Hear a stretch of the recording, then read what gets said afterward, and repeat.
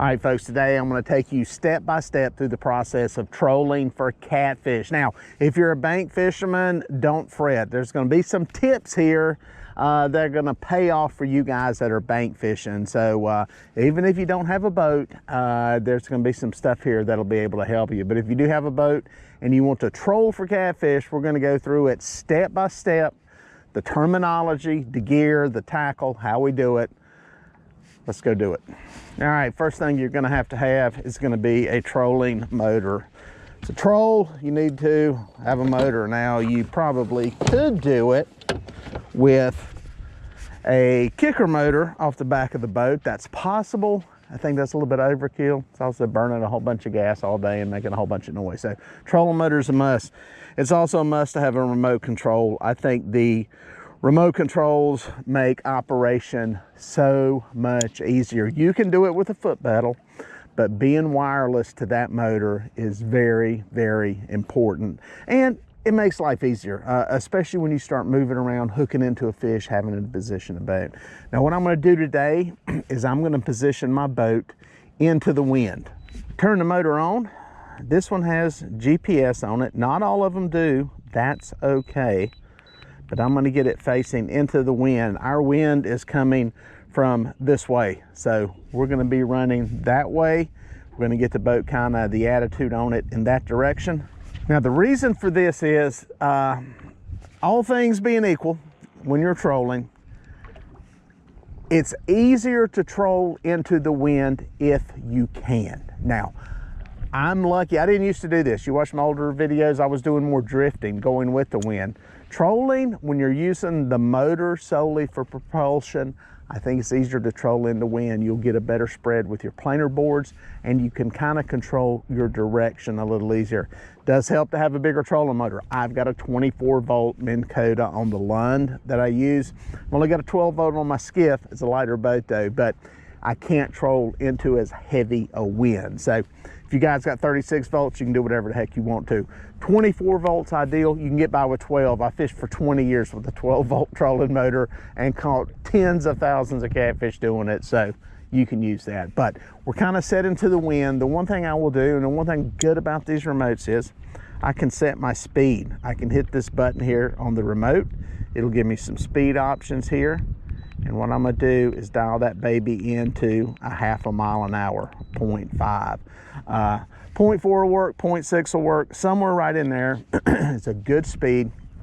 And what I do is I hit this button here, boom, that puts me on a heading that is gonna pull me in a straight line in the direction I have the trolling motor pointed. Now, when you first start doing this, you're gonna look at it and go, man, this boat's going back and forth. But when you look at that GPS line on your sonar unit, you'll be shocked that it actually takes it in a straight line and compensates for a little bit of yaw that is going on, but in the end it's taking it in a straight line. So you can vary this up if you're trying to follow contours and all that stuff, but that's basically the gist of how this works. So let's get some bait on some rods, look at some tackle there, get them out in the water. Up here on the boat board bait cooler, oh, we got, guess what, we got chicken. We got a little chicken from yesterday. We'll go with that first. Oh, hard to beat chicken when you're trolling across these flats.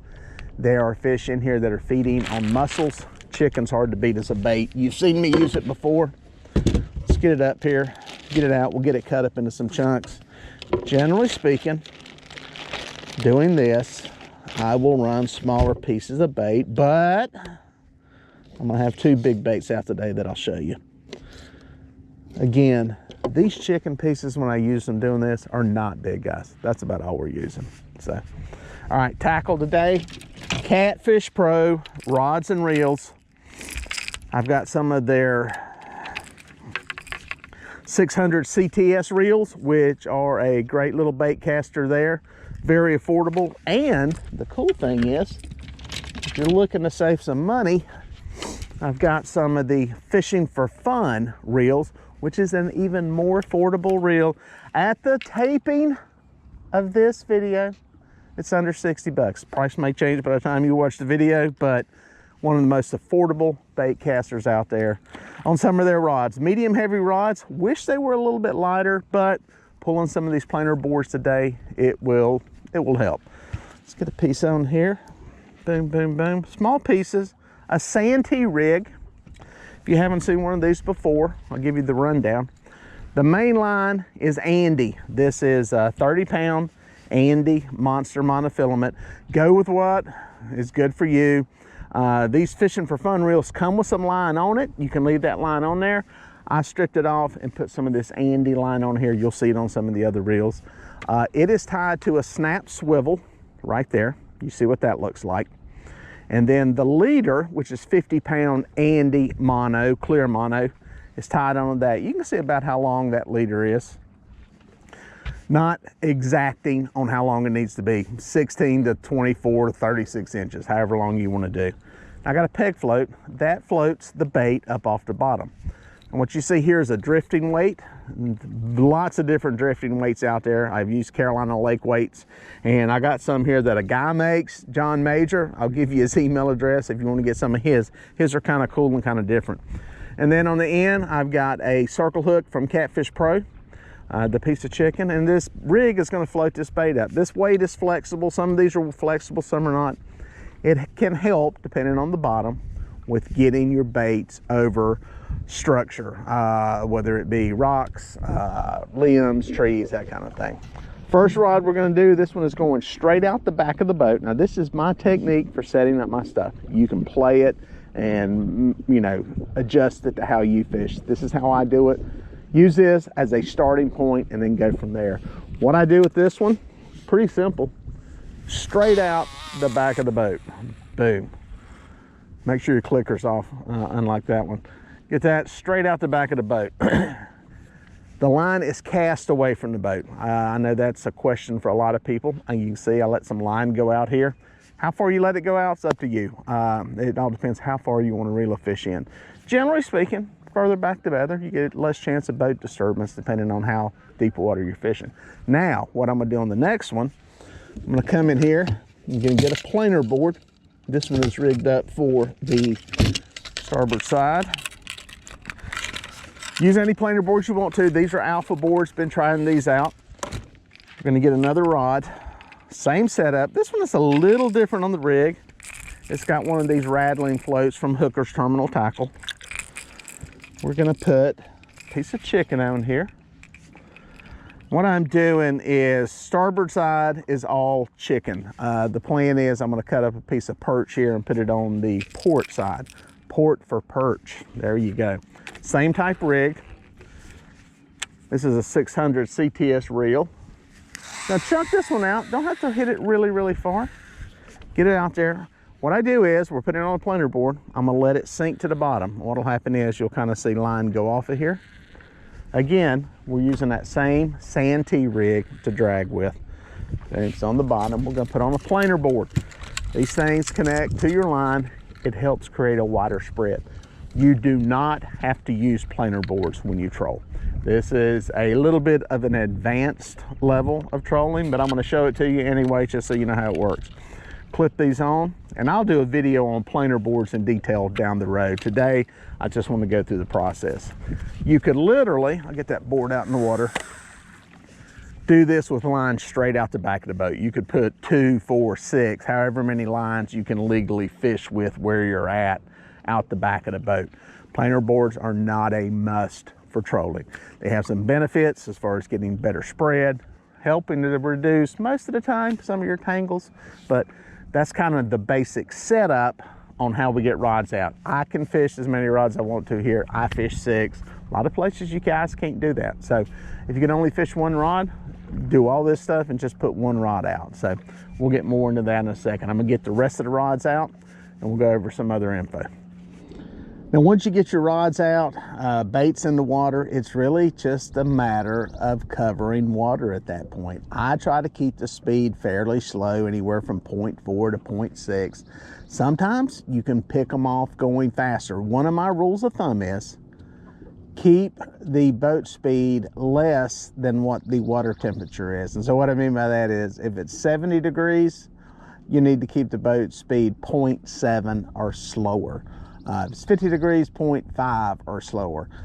Another rule of thumb is you can never go too slow but you can always go too fast. So this works for kayaks too. You guys that are in kayaks, you control using a similar setup. Obviously, you're going to be limited on how many rods you can get out and get in the water, but same principles apply. The lines are back behind the boat. That's one thing I want to clarify. People ask about all the time. I don't know if I'm totally clear on it. Some people drop the line straight underneath the boat. Nothing wrong with that, I guess. You know, I just feel, one, I think you don't have a boat, you don't run fish off from the boat, first of all, in case you're in shallower water, which I don't think is a super big deal. But the biggest thing is I like the angle of the lines. I think it helps with the hookup, having that, you know, 60-degree slant to the line going back. I think it gives better leverage for a hook set with a circle hook, and you don't have to be on top of your lines all the time. So some other little pointers there. You know, and again, the trolling motor, it helps to have a remote. You can do it with a, you know, a foot pedal, that's fine. Or if you just got one that's hand steer, you can do that too. The big thing is here, guys, a lot of this stuff I'm doing is, you know, you see me doing, it's kind of at advanced level. I'm a charter captain, I'm a guide. I try to keep things as easy and as simple for me as possible. But if you're just starting out, you're getting the fish once a month, don't kill yourself with having all this expensive stuff. It helps make catching fish easier, but it's more in the sense of just the process easier, not so much it's gonna make it easier to catch fish. It's gonna make the work process easier, so keep that in mind. You don't have to go crazy with a bunch of fancy stuff to do this. Guys, I'm trying to see if I had one eating on this chicken bait. Yep, he's on there, he's on there.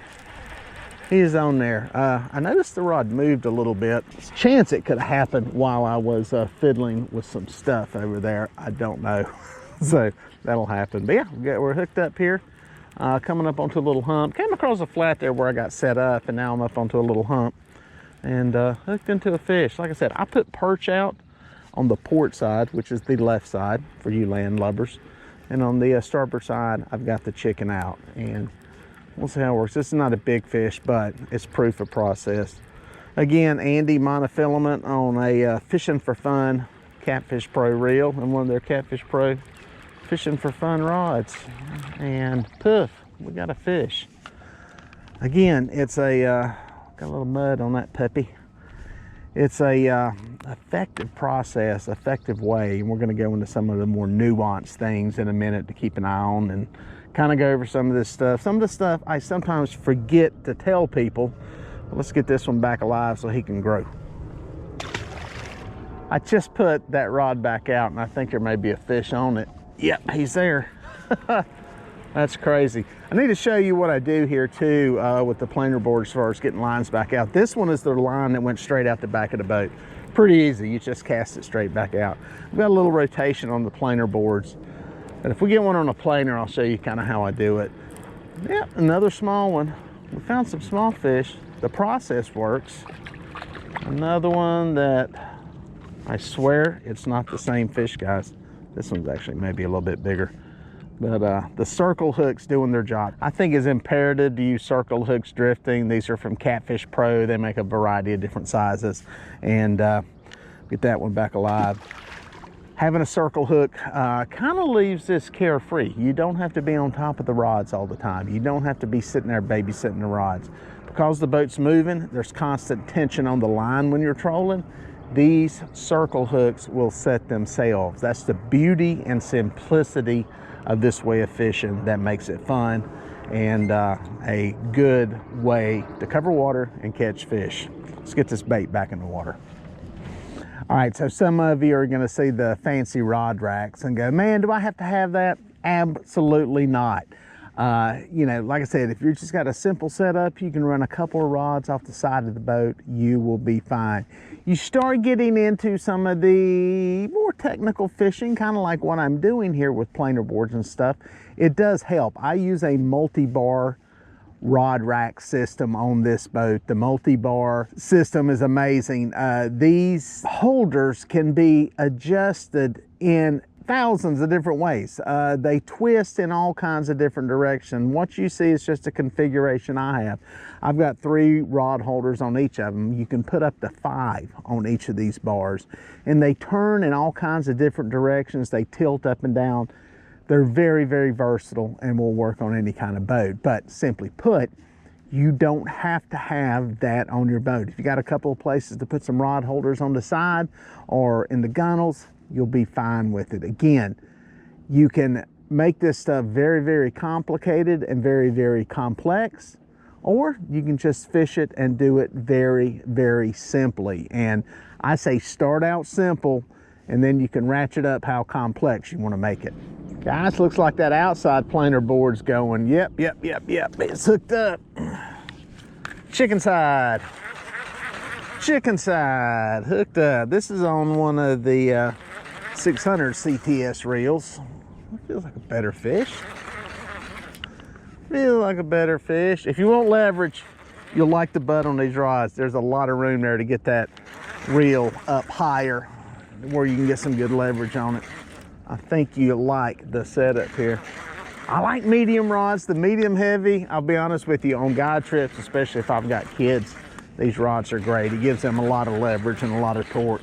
Now you guys fishing the bank, chunking bigger weights, you'll have no problem with these rods. You will love them. You can put some big weights on them. You can see this thing's got a pretty good bend to it with the planer board. Obviously it's not a super huge fish, but it'll give you an idea of at least how much leverage you can get on a fish with these rods. That planer board off of there. Boom. That was a sloppy planer board release. I've gotten slack. I've done so many guide trips recently that it's a much easier deal when I'm taking them off for a client. By the way, these reels don't come with a power handle. These are Catfish Pro power handles that I added to all these reels. So don't expect to get one with a power handle on it. That's, but it's the cheapest power handle you'll ever get, 20 bucks. So, by the way, links to all this stuff down in the description. Let's see what we got here. Come up here, baby. It's a good fish. Is he liftable? Is he? Oh, he's gonna be close to liftable. I'm gonna dance with the devil and try lifting him. Boom, boom. Boom, got him. Oh yeah. Yep. That's why you try to tie good knots. This one on the hooker terminal tackle rattling deal there. Good fish. Good color on that baby. A little mud. Looking healthy. Eating good, living the dream, baby. You know why he's living the dream? Because he's getting ready to go back alive. Keep going. All right, another question some of you may have is line color. Does line color matter? Well, in the sense of actually catching a fish, does it affect fish? No, especially not catfish. Most of the places where these baits are being presented, it's virtually dark, especially you start getting in any stained or dingy water, they're never gonna see the line. But I do believe the high-vis yellow Andy monster monofilament that I use is a lot easier to see. When you have multiple lines running, especially. If you're only running 1 or 2 lines, it's not that big of a deal. You'll be fine with your clear mono if that's all you got. You know, but you start getting multiple lines, especially running planer boards and some stuff, having the high-vis helps, at least in your sanity of being able to see where the line's at.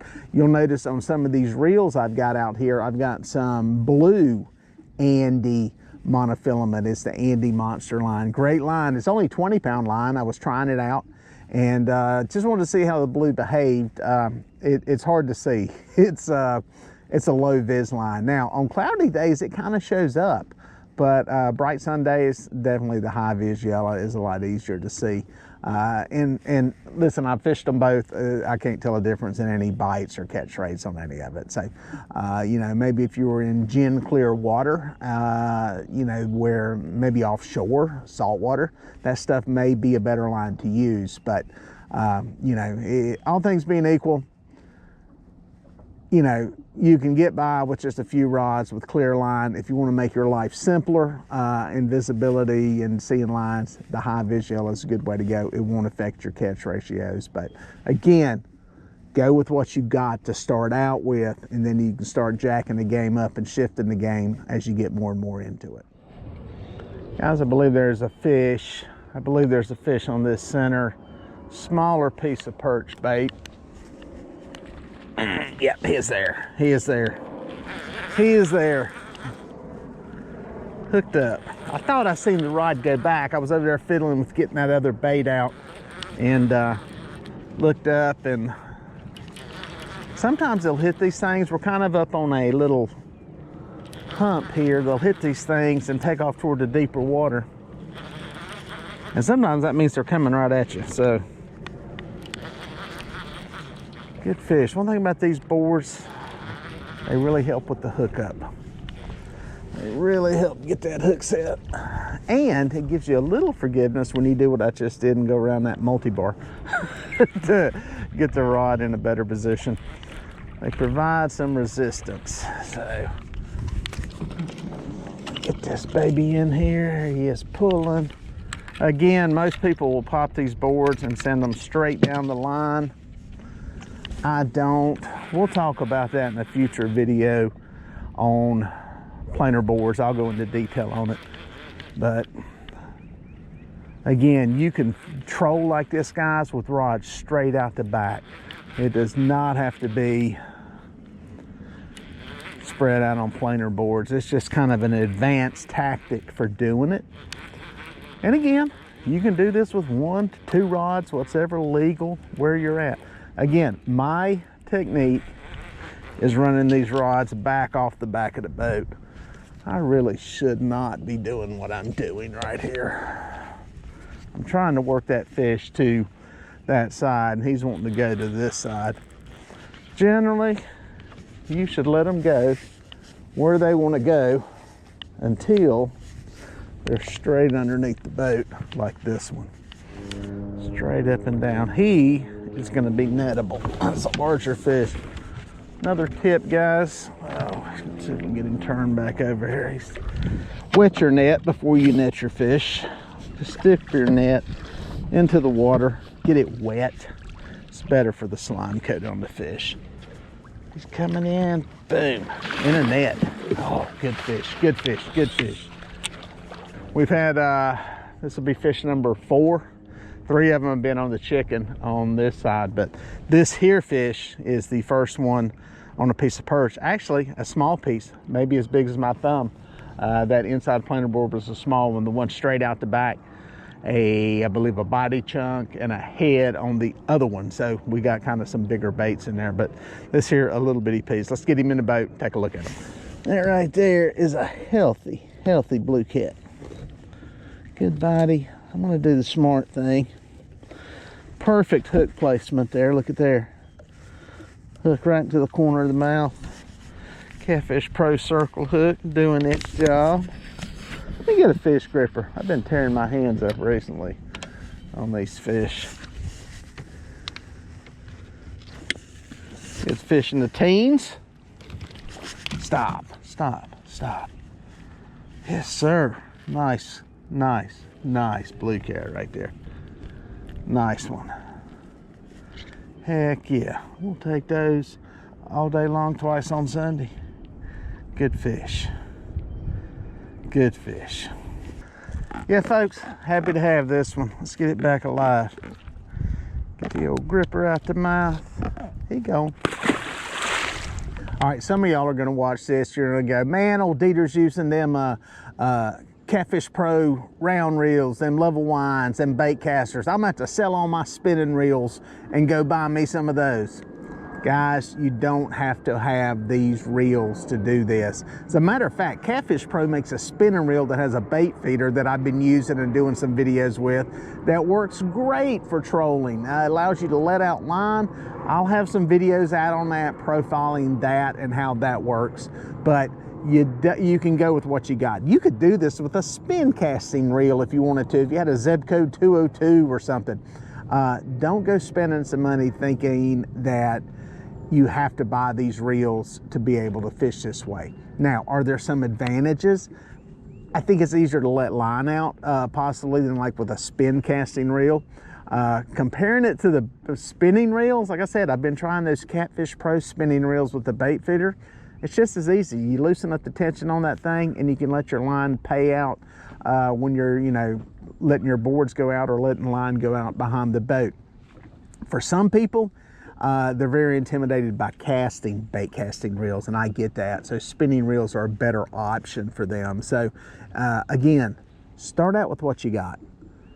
Use the tackle that you've got. And then, you know, once you go, oh, I need this, I want to fix this problem by using this, then you can upgrade. You know, that's the thing. You know, this is the great thing with this Catfish Pro products is that they're very affordable. They're not outrageously expensive. You can afford to buy one, maybe one of the spinning reels, maybe one of the bait casters. Play around with it, see if you like it, see if it fits your needs.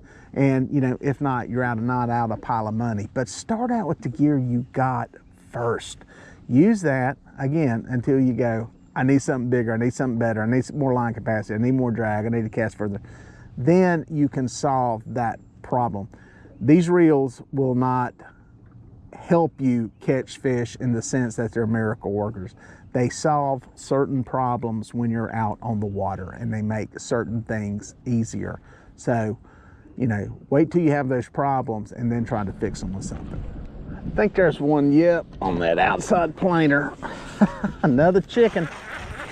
Another chicken. Chicky, chicky, chicky poo, chicky bang bang, chicky poo poo. Show you a little trick I do here. This is on the outside planer board, okay? As soon as I start reeling on this, I will release this one. It actually has my camera sitting on it up here. And let that board start going back. Again, this is advanced tactics for planer board fishing, which this is not really about, but it is trolling, and it's a good way to see. I let that line kind of go back. It can help with dealing with getting this planer board around the other one. And it gets that one into the outer position, because what'll happen is I'll get this fish in, knock this one into gear, it'll be the one that is furthest out, and then I'll cast in between these, clip a board onto it, and let it go out. So that's how the system works. Let's see what we got here. Pop this board. Again, this is an alpha board I've been trying out. One of a lot of boards out there. Big selling point with that one is the arms fold down on it and you can pack it up. All right, we don't have a giant, but we got a big. I got my phone going off in the background. It's probably one of y'all wanting to book a guide trip. All right, so that one's out and I got a date available. Anyway, that one's going out. I'm gonna knock it into gear. It'll swim out, open this up here in the center. Boom. See, hook good? Yep. Another one on that Hooker's terminal tackle rattling float.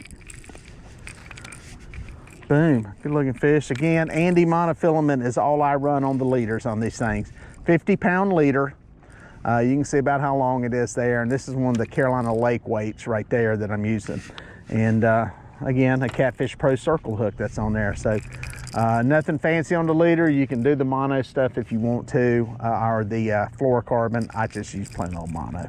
Let's get that baby back alive. All right, folks, so one of the questions people are gonna ask is, what about bait when you're trolling? Well, for the most part, anything will work when you're trolling. Obviously, it will depend on where you're fishing. I'm trolling across Muscle Flats. The chicken is kicking butt. That fish came on chicken. So it's gonna work good. Let me say this though. Generally speaking, the cut baits, something with a little tougher texture is gonna be better. It's gonna stay on the hook better, especially as you're dragging across stuff. Chicken is one I check halfway regularly. So to that point, you know, I wouldn't be using any like pack baits, stink baits, anything soft like that. Chicken liver, not a good choice. It's gonna tear off the hook too easy. So I think your cut baits are gonna work really good. Chicken, you're gonna have to check it. It's, you know, depending if you're smart on the way you cut it with the grain and chunk it, it'll work. If you're using chicken thighs, they're a little meatier and a little more texture to it. They'll stay on the hook better. But you know, just keep on in mind, these baits are moving along, stuff can peck at them, you may not see the bite, and you know, but really about anything will work that has some texture to it. I wouldn't get too hung up on, you know, should I have bluegill, should I have shad? They'll all work, they'll all get hit, they'll all be effective baits. But chicken is a good one. Chicken is a good one. Shrimp, you've seen me use that before. Shrimp works, I've caught fish doing it. Shrimp comes off the hook fairly easy though, so it's one you're gonna have to keep an eye on and check. You know, on this one side of the boat, I got perch out. I don't even check the baits on here until I probably get to the end of this troll, because those are gonna be hard baits to pull off. Chicken, I'll keep an eye on. Luckily, we're catching a lot of fish on it, so they're kind of getting checked periodically. But yeah, that's something to just kind of keep in mind. A lot of baits will work using this style of fishing. Now guys, occasionally you'll be wanting to go check bait. You'll pick up a rod and go to reeling, and there'll be a fish on it. That is what we had here. We've had this on guide trips. Usually it's a small fish. We happen to have one. Another one on chicken. Sometimes they'll hit these baits and literally just go for an Uber ride, and you'll be rolling down through here and you'll have a fish sitting on it and you'll never know what's there. Again, oh, he's bleeding good. Let's get him back. Woo, a lot of blood.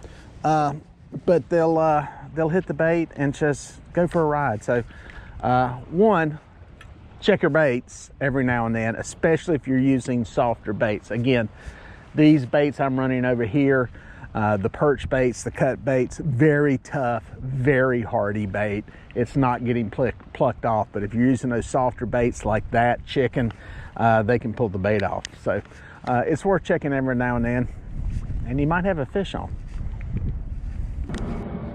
That is a fish. That is a fish. Heck yeah, heck yeah, heck yeah. All right, guys, after a pretty long pull without a bite, probably about 35 minutes. That shows you're spoiled when you go that long without catching a fish. Hooked up. This is on the perch side. This is, I think, one of the bigger baits. Yeah, this is the bigger bait, because I pulled this one in to actually check the bait on it, because I generally don't check my cut baits when I'm trolling. Bait was there. It's kind of tangled. Glad I checked it. And when I did that, I got hit. Boom. Like I said, I like to pull the boards off. I could just let go of it once I release that clip and let it go down the line, but I like to get them out of the way. I think it helps. Try not to let your line go slack when you do that. It's real easy if you got two people on the boat. So, by the way, I want to reiterate, these reels, these Catfish Pro reels, do not come with a powered handle. But these power handles are only 20 bucks. I add them to all my reels just because I think ergonomically it feels better in your hand. But you don't have to have them. Ooh, wake up. He didn't like that comment. Check that drag. There we go. Try to get him to the side of the boat. I like to land my fish on the side of the boat. I like to stay away from the motor area. Sometimes you don't have a choice and have to land fish in that motor area. There's just too much to go wrong. Transducers and boat motors and props and did I lift him? No. Let's be smart and not lift the fish. Bang. Get him up here. There we go. Get the fish. Show. Turn back. Boom, in the net. Got him. Nice catfish. Nice old blue cat. Hitting that old chunk of perch. He liked that pretty good. This is them drift weights I was telling you about. John Majer makes. I'll try to remember to put an email. He does this on the side, and the only way to get a hold of him is via email. I'll put the email in the link. I'm gonna try to remember to do that. If I don't, email me. And he makes these things on the side. I don't know if he's retired or not. Makes them in a bunch of different sizes. Try to help out the little man. He sent me some of them to try. I like them. I got a feeling he could make a lot of money if he got his whole little operation going. Let me get this bait back out. I like to get them in the water, get them spread out, get them going. We'll get a look at this fish. Take care of your hands, kids. Take care of your hands. Nice blue cat, hitting some cat bait. Again, trolling down through here. Nice comfortable speed, about a ½ mile an hour. Just picking at them. That one on cut bait. I think that's fish number 8 or so. I think it's only the second one on cut bait today. Let's get him back alive. All right, so a question that may come up is depth of water. I've had people ask me about that. I've caught fish dragging the bottom in 100 feet of water before. So that's kind of the low end, low deep end, I should say. I've caught them dragging through 10 feet of water, 8 feet of water. Is that a good depth to drag? I'll be honest with you. I would think that when you start getting into some of that sub 10 foot water, while you can catch fish there, I think that's where planer boards would come in handy in getting those baits out away from the boat, because I do think that center line of a boat in 5 or 6 feet of water may move fish away from there. You know, it's going to keep them from biting. It kind of depends on just how hungry they are. But if I was trolling in super shallow water, I think planer boards would be a big advantage. With that said, I've run up into it before, and you hit a point where there happens to be some fish, and boom, you know, they're there. But I use this technique in varying depths. I'm just going to look around here at my sonar now. We're in 19 feet of water. We're kind of close to the bank. As you can see, talk about bank fishermen, I'm within casting distance of the bank. I can throw baits and have it in the trees. So it's a good reflection of one, a lot of bank fishermen, a lot of times are throwing past fish, you know, getting baits to them. And, you know, a lot of times when we're out here trolling, we may be running up and down the bank. One of my old mentors, Mac Byram, was notorious for, you know, dodging docks, running his baits right off the docks and catching fish up on Lake Norman. So you can cover a lot of water this way, is the bottom line. And you can go deep, you can go shallow. I mean, you could really set it and forget it and get on a straight line troll and run for miles doing this. So, you know, any water depth will work, is the bottom line. I will say this. When you start getting into some of the 50, 60 plus foot water, you need to increase your weights. And let me touch on the weights real quick. Most of the weights I run are around 2 ounces. That's adequate for almost everything I do. You start getting into some deeper water, that's 50, 60 plus water. I think going up to 3 ounces will help keep those baits down there. Because what happens is, especially with monofilament line, you'll start to get some hydrostatic pressure on the line, which will kind of lift it. You get going too fast, those baits could, in theory, float up off the bottom. So I think adding a little bit of weight to them will work. Can you have too much weight? Sure. Yeah, I mean, I think you start dragging 6 ounces around, that's a lot of weight. You know, I think maybe 4 ounces maximum, 3 ounces, like I said, in deeper water, 2 ounces to 1.5 ounces, and, you know, most of the, you know, under 30 foot range of water, I think is fine. So, and do you have to use the drift and slinky weights? No, you can use a regular bank sinker, you can use a pencil weight, use whatever you got. Again, the drifting sinkers, like the ones from Carolina Lake Weights and some other people that make them, are just kind of a little bit better. Do they keep you, you know, not snagged 100% of the time? Absolutely not. There's some stuff you will go through, you will get snagged up and break stuff off. That's going to happen. They help. They reduce the risk. So, you know, if you've got the money to get them, great. If you can make them, that's fine. Or just use whatever weight you can use. I've seen people use old spark plugs. Actually, pinch down the end of them, put an old spark plug on the line. So there's a lot of options. Use what you got first, then you can buy the fancy stuff. Oh, boom, hooked up. Another chicken bait. Another chicken bait. Not a big one, but a chicken bait. I can't complain. I can't complain. We're catching fish. Catching fish. I'm not about to run into anybody. Disproportionate number on the chicken, I will say that. That's not totally surprising based on where I'm fishing. So is making a long, this is one long continuous pull, by the way, guys. I have not changed locations at all. I may, before it's boom, there goes one on the outside planer or inside planer on the cut bait. That one right there, little channel cat, got some of them little blisters. I'll take a picture of these blisters. I've seen them in some other places. I'm curious what that is. Boom. Boom, we'll get a picture of that, send those back. So I'm gonna leave that rod there. This one is sucking some line right there. This is a cut bait. Medium-sized piece of cut bait.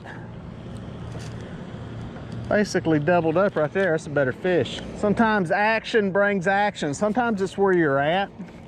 You roll through a good place. Maybe they're eating on mussels or something, who knows. Sometimes those fish, they can sense when something's going on. And might be what we have here. Don't know. It's a better fish though. It's a better fish. He pulled back and sucked some line. The cool thing is on the sonar, I'll try to show you this, is that we've come into an area where I'm marking good arches that look like catfish, and I'm not seeing nowhere near as much bait.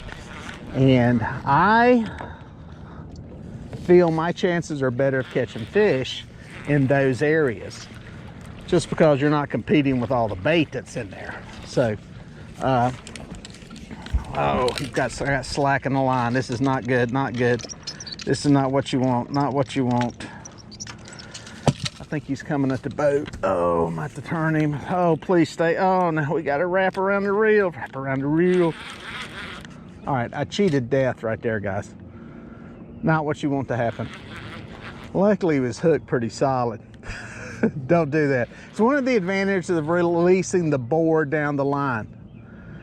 The downside to that is you got a board down there thrashing around where your fish is going to be. Not exactly a fan of that. Sometimes you have to do it. I get that. I'm going to net this fish. I'm going to plan on netting him just because I think it's a good fish. Yeah, ease him up. About 10 feet down. Ease him up to the top. Try not to put too much on them, but you got to keep them off the bottom. Ooh, ooh, he dogging down. Yes, sir. Ooh. There you get to see a little of the bend in this Catfish Pro rod there. If you want to see what kind of action we getting out of it. Good looking. Oh, lost the drift weight somehow. Oh, come back, come back, come back, come back. That is where the longer handle comes in right there. That I do like.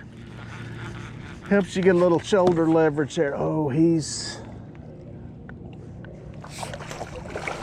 boom. In the net. Got him. I'll say he wasn't hooked super good. He's hooked good enough to catch him. The fish probably about 13 pounds. 12, 13. Nice heavy fish. Look at that baby. Heck yeah. That made up for that small one we just had, didn't it? Yes, sir. Good looking fish.